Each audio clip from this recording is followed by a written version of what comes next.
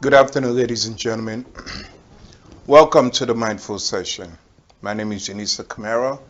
I'm the host of the show. Now, normally when I'm on here, I have this gentleman that sat next to me. Unfortunately, David is not with us today. He's a bit under the weather. So I would appreciate it if we can all just give him that support, put your comments on, onto the link, and just let's, lift up his spirit. But even though he's not here with us physically, he's with us. How you call it again? Spiritually. Not spiritually, meaning online.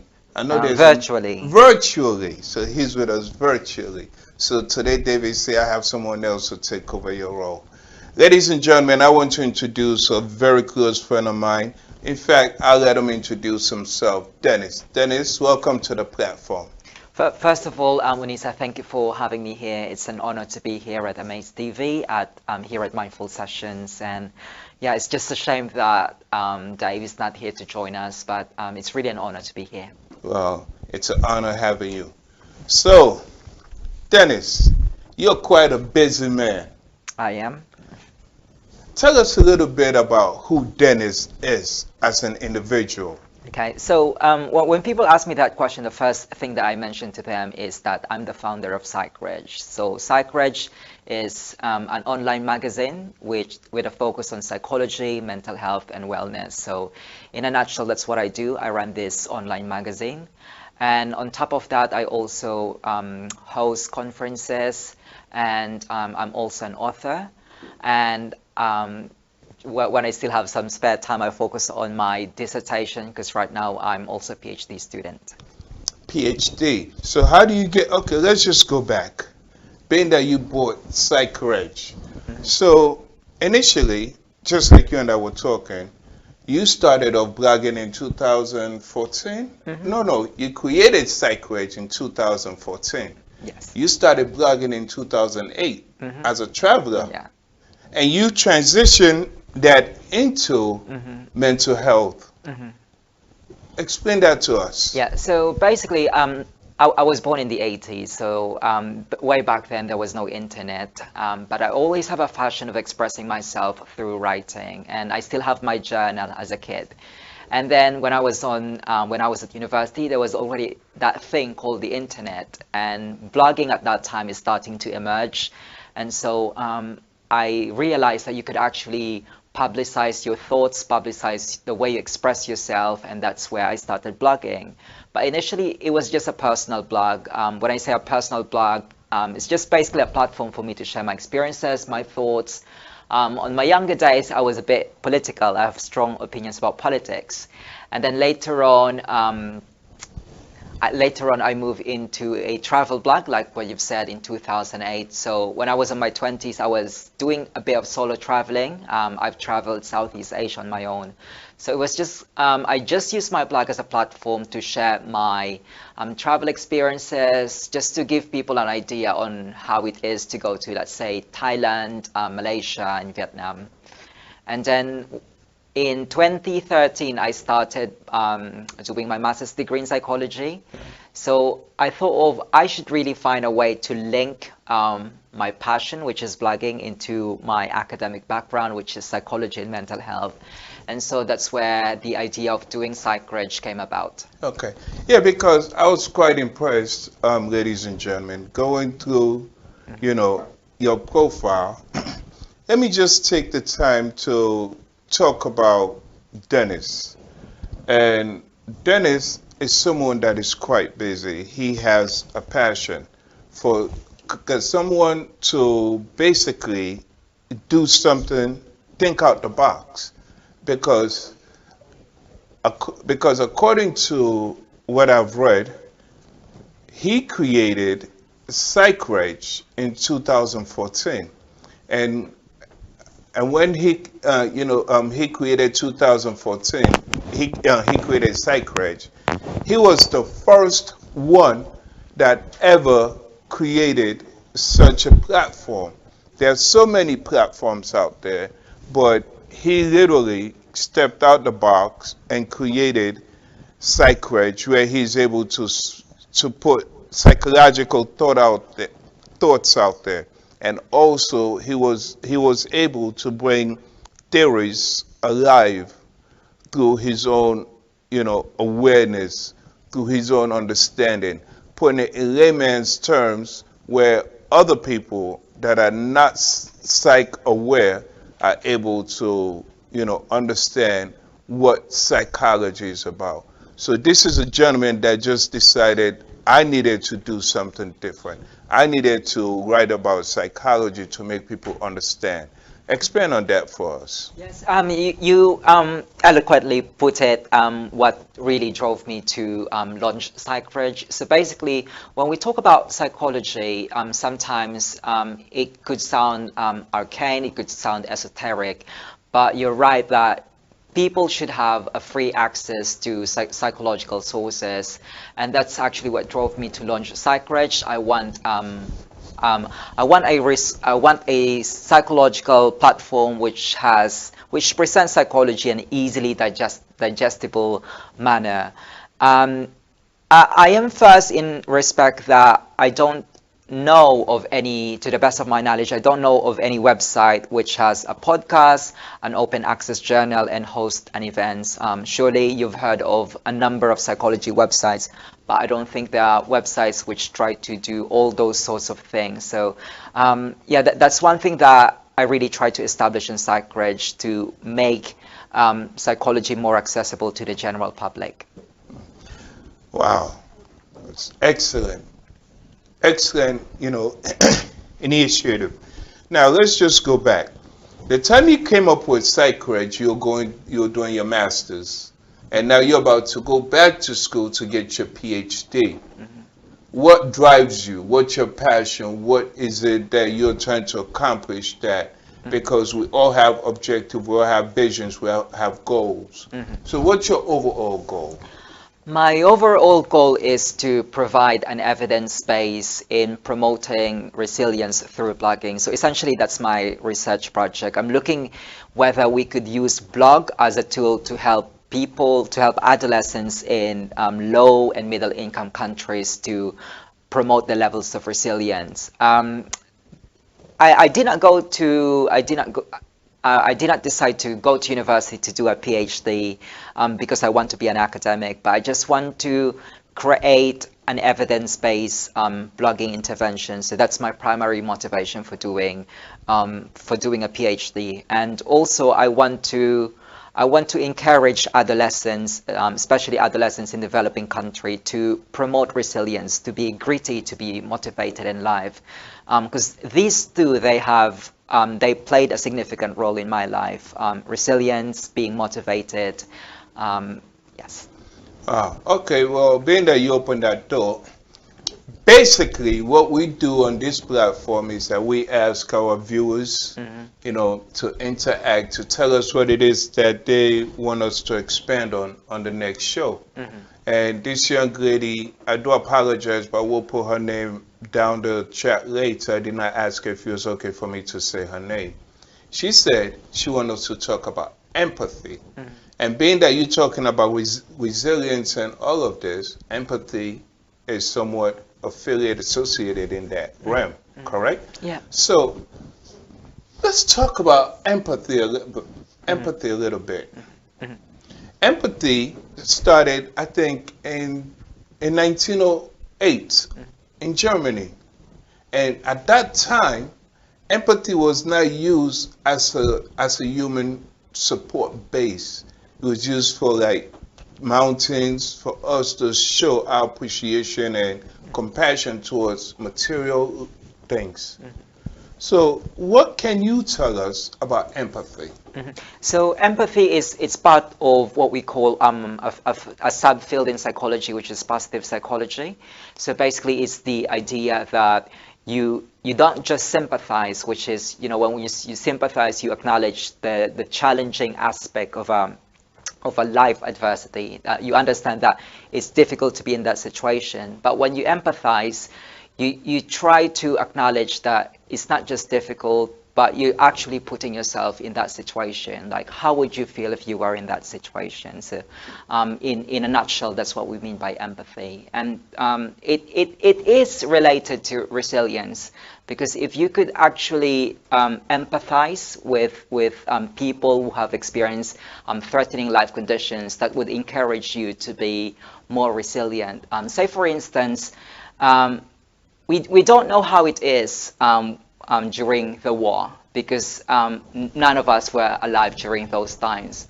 But if you could empathize how difficult it is, how challenging it is to live during war times, that would encourage you to be more grateful, to be more appreciative of what we actually enjoy right now. Freedom of expression, that's one thing that they don't have during the war. So that's my idea about sympathy, empathy, and how it connects with resilience. Okay. Well, everything that is going on right now with this COVID crisis, and also a lot of people at home, domestic abuse and all that, how can we show empathy, or people at home, for them to see the empathy in within them, that they'll be able to support any individual that is going through such pain, such withdrawal, such distress? Unisa, that's a very relevant question, because like what you've said, we really live in unprecedented times. I know it sounds like a cliche to describe this situation that we're in, but I think we have to acknowledge that, you know, some people were not so fortunate because they suffered from COVID-19. And so I think the way to empathize with us is just to look after ourselves, just to be healthy, so that we don't become, you know, we don't transmit the virus. Otherwise, we would just be in, you know, an extended lockdown all the time, and we don't want that. And another thing that we have to realize is that we have to follow the government measures, the measures that the government is telling us to do, because ultimately it's for us, it's for our own safety, especially for the children. Well, we're lucky because I would realize we're about the same age. You know, back in the day, back in the 80s, there's no such thing as lockdown. There's no such thing as COVID-19. We're just free to, you know, play on the streets. And right now, I'm just thinking of the children, because whether you say it's just 1 year or 2 years, it has a significant impact on their development. And that if you could just put your situation there, like I've been a child once, and how I know how, you know, how play, you know, going out, meeting my friends is a significant part of growing up. So that's one thing that, you know, I could integrate empathy within the larger conversation of COVID-19 and the lockdown measures. Okay, because my thing that I want a lot of our viewers to understand is, when it comes to empathy, is of giving yourself. Let's get the proper understanding of what empathy is and what sympathy is. We cannot put sympathy into place and thinking we're helping someone. When you sympathize with someone and when you give empathy, it's the compassion, you know, in within that. So I just want us to understand, but we will continue to touch upon this. But let's go back to you, Dennis. So you're writing a book. Yes, this is actually my second book. My first book is a collection of essays about mental health. Okay. So that went out, that was published last year, and right now I'm publishing. My next book is coming out actually in about a week's time. So it's called. Thank you. It's about educational psychology, because before I was a blogger, I was also teaching. I was a lecturer. I was teaching about psychology. So I thought of writing a book, like how we could actually harness education to make things interesting for students, not just students who are doing psychology, but for anyone. So that's my book. It's called Educational Technology. Please look out for this book, because this gentleman, when he asked me to write something for Psychreg, I wrote it, I sent it to the way he formatted it was very, very impressive. So I cannot wait to have a read of this book. And also, if we look at it, a lot of these schools now are trying to use the Montessori type of teaching, and which indeed is also good for these kids growing up because it lets them, it gives them the opportunity to play and learn. Exactly. You know, so I think that's a very good thing. Now, talking about you, let's go to your advisory board, Global Academic Research Institute. Am I correct? Yes. Tell us how that came about. Okay, so Global Academic Research Institute is a voluntary organization of researchers in different countries. So I also, because there's also a research component on what I do, so it's not just blogging, but I also run a journal. And so that's how I came to meet this network of people. They're based in Sri Lanka and Mauritius.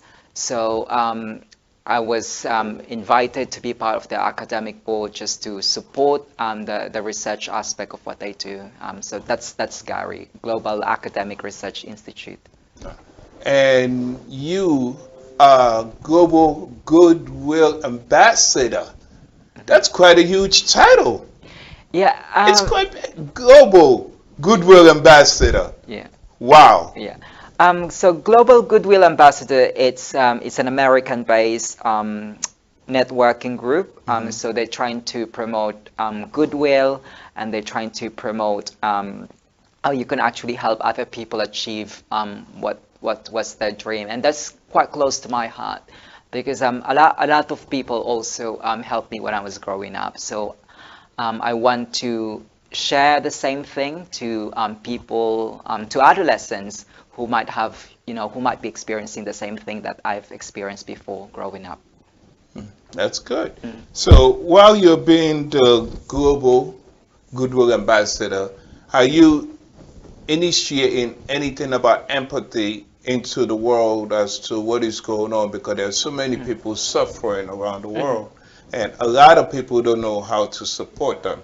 They feel as though by showing them sympathy, it's a way of support. As to say, when we lose someone, we tend to say, well, I did not call you because I didn't know what to say to you. And I always say it's better to be there just on the phone than not to be there. Because that person might just want to talk or might just need that kind of support, someone being there. It's better to be there than not to be there. It's better for you to tell someone, I'm here for you. If you need to talk, if you need anything. That's giving a little empathy. That's being a little bit supportive. So how are you, inserting this empathy into your role as global, Goodwill Ambassador? The way I try to incorporate empathy with what I do is I just publish a range of mental health stories, and like what you've said, you contributed an article because there are some things that I'm not really familiar about, so that's why I invite people such as yourself who have better range of experience, so they can talk about a range of human conditions. So that's one thing that I try to extend work about empathy. Essentially what I'm saying is that when people become aware of other people's stories, other people's struggles, it helps them to have a bit more empathy with how they live their life. Just like you, Unisa, you have a very inspirational, powerful story. Thank you. And when people get to become aware, I like him already. Yeah. When people become aware of what you've been through as a person, as a mental health advocate, that makes them realize that you have to be more empathetic with other people's struggles and their lived experience. So I'm very honored and I'm very grateful for people who choose Psychreg to be a platform to share their stories. And it's not just about sharing stories. Essentially, you're helping people to be more grateful, be more empathic. I like that. Well, let's just jump back into your not little life, because this man, as you can hear, He's quite busy. He's like a serial entrepreneur that he's not chasing what other people are chasing. He's literally taking his own lane as to making a difference. And this is someone we need to support because at such a young age, he noticed, he picked up on things that were a lot of people were not picking up on.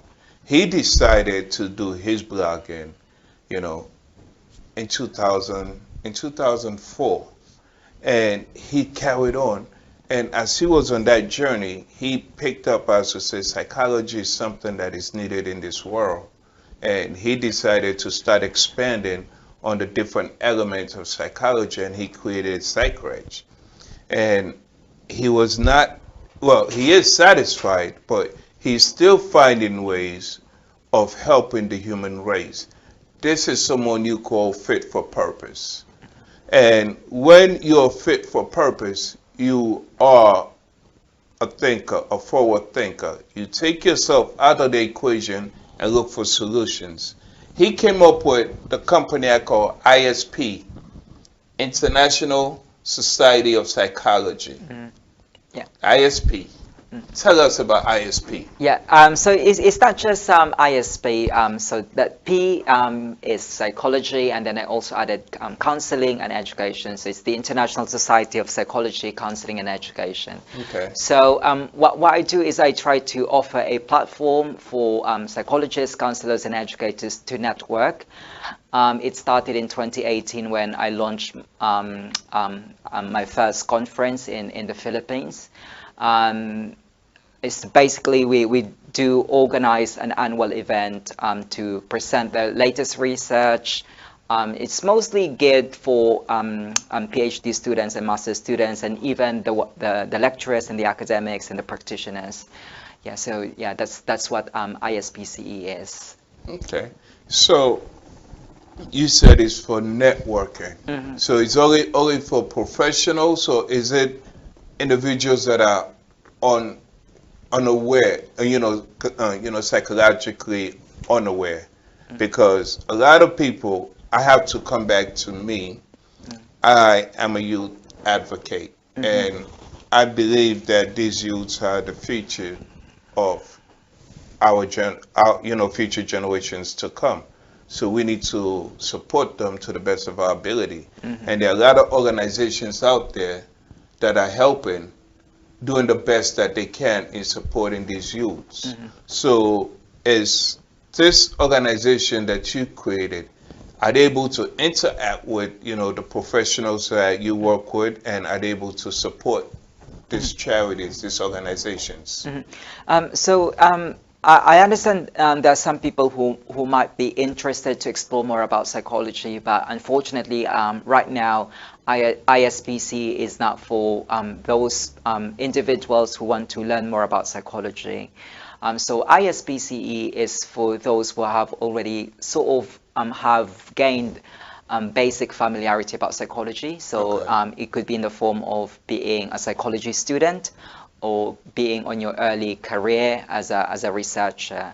But to answer your question, if you want to gain more about psychology, so that's Psychreg for that.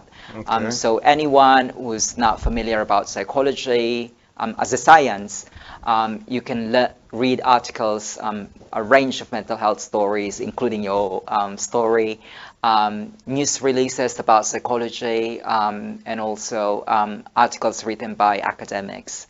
So I tried to create two different platforms to cater to specific needs. Okay. So Psychreg it's not really an organization, but it's just simply a magazine to make psychology and mental health accessible to the general public, whereas ISPCE is geared towards individual who kind of like already gained a certain level of familiarity about psychology.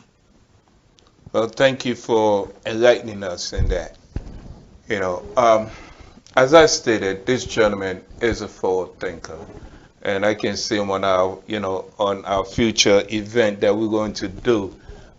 But how do you think we can start this initiative Mm. of support towards people that don't understand the actual Mm. essence, I should say, of empathy. Mhm. How do you think we can start such an initiative? Because sometimes when you talk to people, Mm. there's a lack of understanding. So how can we make it a global? Because you are the global, goodwill ambassador. So I have to ask you this: how can we make it global? Mhm.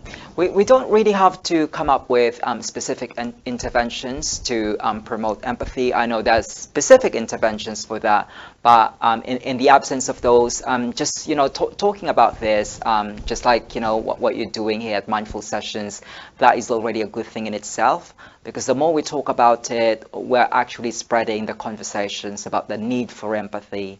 And it's really I really appreciate the person who suggested this topic, because this is really relevant to what we've been experiencing, and this is the time that we really need more empathy. So yeah, just to address your questions, it's just all about trying to talk about it, and then especially to the younger generations, if we instill to them the value of empathy. I know a lot of people who are watching Amaze TV, their parents themselves. So if you try to inculcate it to your children, that's already a good thing in itself. And as I've stated during the beginning of the show, you're quite an amazing young man. You have achieved so much, and also congratulations on your wedding, which indeed I didn't get an invite, ladies and gentlemen. Yeah, thank you. Dennis got married, they invite me, so Yeah, yeah, but congratulations on thank that. you. Yeah. You want to expand on that? Is there I, anything you want to say in reference to that? that was 2014, so we haven't met yet. Our paths did I not was yet in your cross. life, you just didn't see me. Yeah. So that was 2014. I'll just take you to the earlier trajectory of my life. So I came here in 2013 as an international student to do a master's degree. And while I was doing my master's degree, I have a friend who introduced me to this lovely gentleman who is now my husband. And so we've been happily married since 2014. Graham, if you're watching this, I'm being interviewed by Unisa, and I just gave you a shout out. And one thing that I wanted to point out is happiness is the key. Mhm. Our preferences are our preferences. We all strive towards happiness. The only thing I can advise anyone out there who is in a relationship, who is thinking about getting married, make sure that the person that you are with is compatible to you. Understand that when you say I'm in a relationship, it's a merger. Two people coming together from two different backgrounds, two different upbringing. So it's not you losing yourself. It's just you toning down to accommodate that person, and that person is going to accommodate you.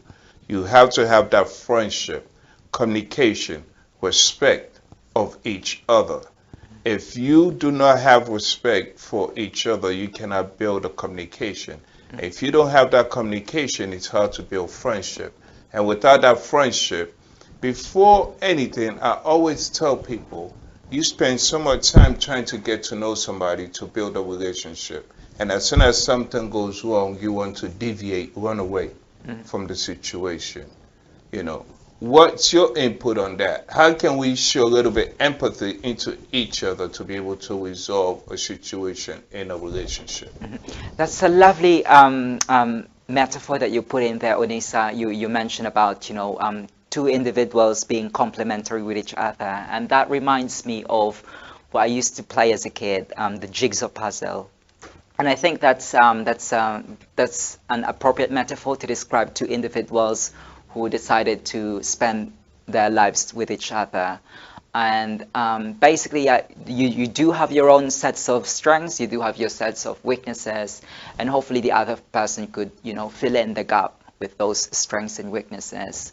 And I'd like to echo what you said, because you brilliantly put it that, you have to acknowledge your differences in order to, make that relationship flourish and thrive. I'm still an early part of my relationship. We only had civil partnership in 2014, so we've been living for less than 10 years, and in that span of time, we've encountered so many challenges, as you know, any people in marriage or civil partnership could imagine. And also, you touch upon something really crucial, because my husband is he's English, he's white English, and obviously I'm born from a different country, so there are a lot of things that culturally seems to be, you know, different. But I'm quite grateful for his family, because his family is very open. They really treat me as like one of the family members. And I suppose that's one thing, you know, when we talk about these things, about things that are important to us, such as, you know, relationship with family or with a significant other. That's one thing that people could empathize with, and which just brings us to what we're talking about, empathy, and the very, you know, the very essential components of, you know, our life, our aspirations. That just triggers something to people, and they learn to empathize. As Dennis said, different cultures sometimes can be a barrier in a relationship. If we all think about it, at the end of the day, you say, oh, what's his race? Oh, he's black. Oh, he's this. But what is race? It's only the human race. What is pain? Pain is something we all feel, we all go through in various ways. So, and if I sit here, as I told David, I cut you, you're going to bleed red, and vice versa, and I will feel pain, so will you. So the essence of a lot of these things is just being humane, understanding culture don't make us any better than the next. We're all human at the end of the day. So all that you just put on the side and look at the individual for who they are, value them, because I'm sure they will become, I don't want to say entity, but they can become a great part, you know, contribution into your life and moving forward. So let me just talk. This man has received so many awards. You want to expand on your awards? My award basically is on the blogging sector, because that's where I belong. So I've been I won the Blogger of the Year award at Mental Health Blog Awards, but unfortunately this year I'm no longer qualified to win the award, because I'm sitting as part of the board. Board. So it will be quite biased. It will be quite biased if I actually get to win the award. Yeah, I'm just grateful for the people who appreciate what I do, and so they nominate me for an award and they vote for me. It's usually done through online voting, so I'm really grateful for the people who support Psychreg. Yeah, and it's not really my award, because a lot of the articles that are published on Psychreg are not mine. So essentially what I've done is just create a platform to share their stories, and if you know, if people feel that somehow they've learned something, it changed the way they see about mental health, then I think I somehow have accomplished something. I would somehow, you know, leave a legacy in the field of mental health. So it's not just really about an award, but it's nice to feel, you know, being validated somehow, that, you know, you're doing a bit of a contribution to the sector. And being that you don't want to bring up your podcast, Psychreg is not just a magazine. This gentleman goes beyond and bring professionals onto his platform, people like me, who I tell my story over and over, and he and I spoke. He was like, let's share your story, let's bring it to a light, let's see, you know, the impact that can create. Tell us about your podcast. Yeah, so it's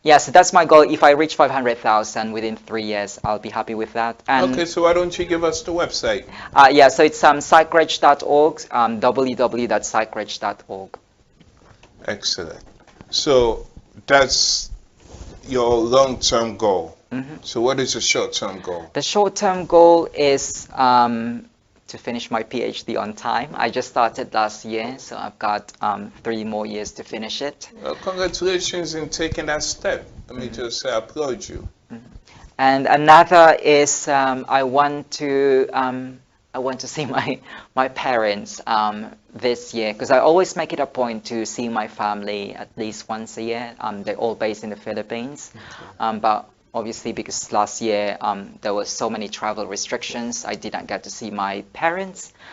So hopefully this year, as soon as the lockdown has been eased down, I'll be able to fly to Philippines and, you know, take advantage of those what you call it, deals, flight deals. Okay. Yeah. Because I would perks. imagine, yeah, because I would imagine when the lockdown is has been eased down, a lot of these, you know, company would be, you know, craving for passengers to fly. Yeah, they're giving packages. Yeah, I hope so. Let's keep fingers crossed on that.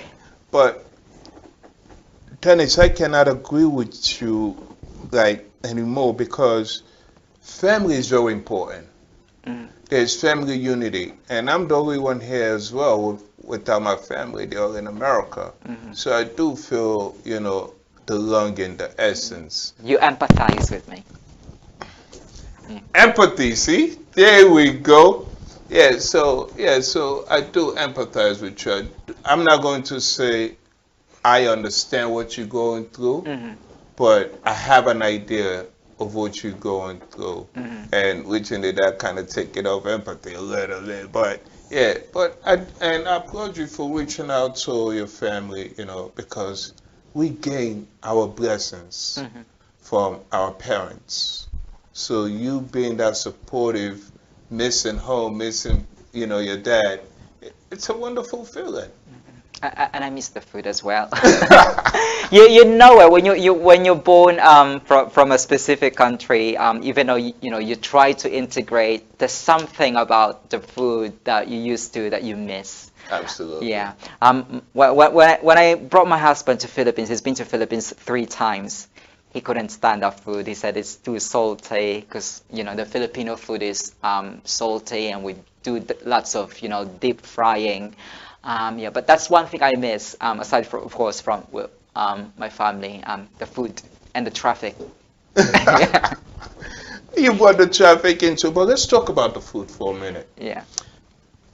Salt is not good for us. No, I know it's not good. You know, but our bodies become so accustomed to the, you know, the essence, the environment, that a lot of people, I'm going to assume, you know, back home are not, you know, their body's more,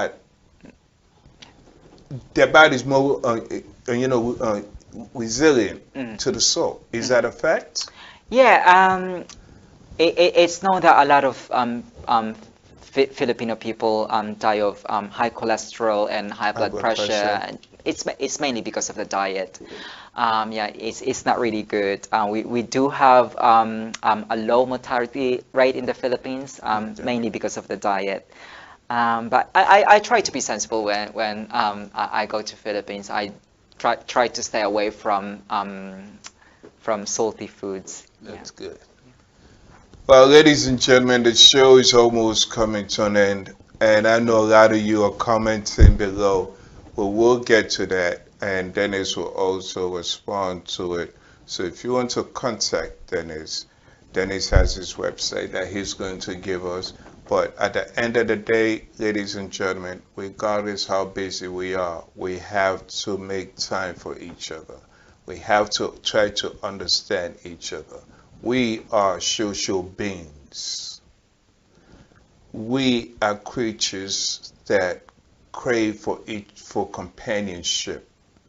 You are not alone in whatever you are going through. If you think you need help, reach out for a professional. We are trying in so many different ways to support you to the best of our ability. And Dennis is one of those people that is trying to support you as well. Check out his websites, check out what he's about, reach out to him. See how, you two can corroborate into something. We are all accessible to each other. It is us that is making it difficult to make it impossible. But what is impossible? There's no such thing as impossible. If you take that I am, it makes it I am possible. So you are possible. You have it in you to achieve whatever you want. Show compassion towards your neighbor, your wife, your children, people that you meet. Give them a smile when they don't even want to smile at you. But believe you me, it will resonate. Ask someone how you're doing. Don't just ask them to say, how are you doing, because you feel like though you need to say it. Ask because it's coming within. It's sincere. It's pure. And that person, when you take your time to say, how you doing? How's everything? Build relationship with each other. Dennis, as we come into the end of the show, I like to talk, Dennis. You can see. You're in the right business. Yeah. So is there anything you want to say to our viewers? Yeah, first, it's been a pleasure being here on Mindful Sessions here on Amaze TV. You're doing wonderful stuff to spread awareness about positivity, about being mindful. And I'd like to congratulate you for doing this initiative. And secondly, it's like what Unisa said, do visit my website, www.psychreg.org, and just Google ICPC 2021 if you are interested about attending a virtual conference. And Psychreg is spelled P-S-Y-C-H-R-E-G. Yeah. Psychreg. Psychreg. Check it. We have an event coming up on Saturday, today, at 7 p.m. We're going to stream it through Amaze Television. It's going to be streamed in America, different TV station, and also India. Get involved. We have started a movement called Fit for Purpose. Our objective is to save our future generation. We have multiple speakers on these platforms from various backgrounds. Go to Eventbrite, get your ticket. It's a free ticket. The essence of what we're doing is to network and support each other, just like Dennis does. We need to build a stronger front. And the best way we can build that front is by working together. No one is strong alone. But when you unify, it creates such a bigger, stronger, and stronger front. We are not shooting for perfection. We know perfection is a moving target. But we are trying to create something great. And we cannot do this without you. We cannot do this without the person you are and within you. Have in mind, this physical, it's only a vessel. The spirit is craving for something else. If you don't intrigue your mind mentally, ask yourself questions. When the mind is happy, you are happy, the spirit is happy, you're happy to smile. And that smile can support other people. So, Dennis, I just want to say it's a pleasure to have you on the show. Thank you. I kind of enjoy when David is not here. Okay. Yeah, but I'm sure your co-host will be back very soon because it's lovely talking to you. You've got such a charisma, and you can really feel you being genuine about your advocacy. Well, and thank you, Dennis. You are a young man that I sincerely admire, and I know you and we have projects coming down the line. So it's going to be a great pleasure getting to know you more. You spreading your vision, your hopes, and your expectations on our platform as well. So I want to thank you. As we come to an end, ladies and gentlemen, again, I'm grateful for Dennis taking time out of his busy schedule to be here with us. We cannot ask for anything more than to have like-minded individual on our platform. So we are grateful and we appreciate him, and I am so honored if some of you, many of you, all of you will check out what he's about. If you cannot find his website, just Google him. The internet is now at our fingertips. Google him, locate him, contact him, and start something great. I look forward to seeing you on Saturday, ladies and gentlemen. I bid you a good night. I bid you a good day wherever you are in the world. And I say again, I'm grateful. If there's a show that you're interested in, you have any concern that you want us to expand on, please give it in the comment below. Please email me. Many of you know Unisa Kamara at unisakamara.com. I am accessible. I cannot give you David's information because he's not here. So let's pretend like he's a ghost. Yeah. So is there an email address or a website that you want to give us? We say goodbye. Yeah, so again, that's www.psychreg.org. So that's psychreg.org. So everything is there, including conference detail. And please do have a read about the range of articles that we publish in Psychreg. Thank you.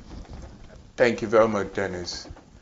May God be with you all, bless you through your journey, and I wish you a blissful journey on this earth. Have a good night.